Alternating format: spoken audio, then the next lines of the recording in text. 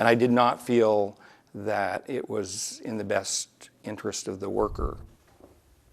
Tonight, for the very first time, the former top doctor at Hanford is speaking out. He accuses federal officials at the site of pressuring him to disregard worker safety. King 5 investigator Susanna Frame has investigated Hanford for years, and tonight she exposes the backdoor dealings in her series Sick and Forgotten at Hanford. I'll just see if I can listen through your shirt. Put that on. Okay, and we'll listen to your neck here. In 30 years of medical practice, Dr. Lauren Lewis says he's never seen tactics like those used at Hanford. Where the work is so hazardous, you'd expect the strictest safety rules. Instead, he found executives strong-arming him to relax rules and throw his ethics by the wayside. It was very difficult to stand up against that, and there was a lot of force. In the mid-2000s, Lewis was the top medical professional at the site. And really no way to sample that. Legally and ethically, it was his job to oversee Hanford's medical programs, aimed at keeping 11,000 workers safe, a big task at the most contaminated workplace in America. My interest was the health of the worker and keeping them safe and not letting them go back to a situation where they could be harmed further. But according to Lewis, the Department of Energy, which owns Hanford, didn't see it that way. The controversy surrounded this fine dust, beryllium, a highly toxic metal.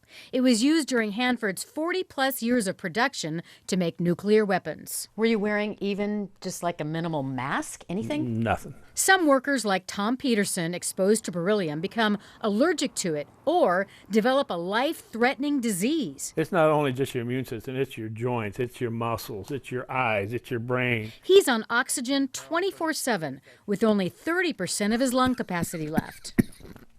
To help affected workers from getting worse, Dr. Lewis insisted on keeping them away from any beryllium at the site.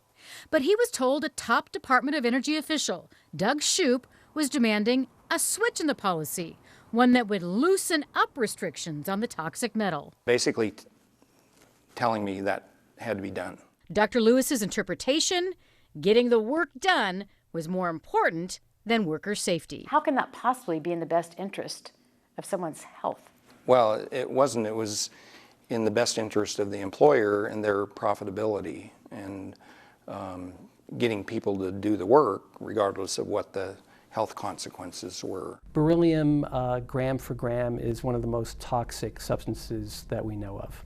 Dr. Lee Newman of the University of Colorado is the top expert on beryllium in the world. It takes a seemingly trivial amount of beryllium to cause this disease. If you're not being as strict as possible in controlling the exposures, then it's unfortunately easy for people to be overexposed. A trail of internal emails obtained by King shows the pressure put on Dr. Lewis to do things the Department of Energy way. His boss wrote, "You received specific guidance from Doug Shoup to reword the policy. You're questioning this direction, which is inexcusable." Dr. Lewis shot back. He wrote, "There's no medical support for those changes. I'm being forced and under duress to manipulate a medical policy by people who aren't doctors.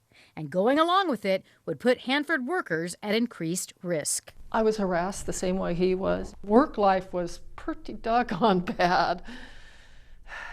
Mary Sams was a nurse and beryllium case manager at Hanford. 7 years ago, she was fired for, according to her, trying to keep a beryllium-affected worker out of harm's way. You were literally fired for trying to protect a worker? Yeah. Yeah. Yeah. We asked for an interview with Doug Shoup, the Department of Energy official accused of trying to manipulate Dr. Lewis's professional opinions. They turned us down. Hi, Mr. Shoup. I'm Susanna Frame from King TV. Shoup's been promoted at Hanford since Dr. Lewis's time. He denied meddling in medical practices, which would violate federal regulation. Did you pressure him in any way regarding that Code of Federal Regulations? I don't believe I have. Nobody deserves this. Nobody deserves it. Tom Peterson says the place where he dedicated 26 years of his life betrayed him, treated him like a disposable number. They wanted us to believe that what we were hearing in our health and safety classes was spot on. But it wasn't spot on. They lied to us, flat out lied to us. And I did not feel that it was in the best interest of the worker. Dr. Lewis refused to cave in.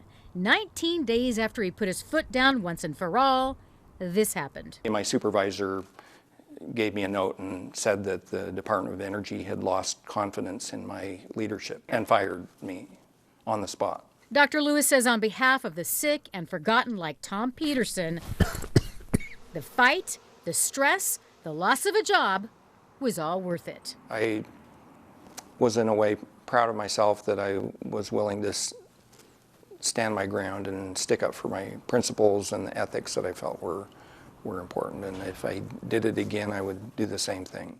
Wouldn't change anything you did. No.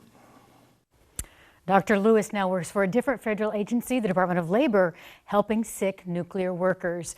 During that time in the mid-2000s, he tried to get the word out about what was going on. He filed complaints to the very top people at the Department of Energy in Washington, D.C. Teams came out from D.C. and investigated, but nothing ever came of it, and that's why he's speaking out now. He wants to bring attention to what he thinks is an unfair system and what he believes from still working with Hanford workers is still going on to this day. It breaks your heart just seeing what these people are dealing with. And there's lots of them. No kidding. Thanks, Susanna. Thank you. Thank you.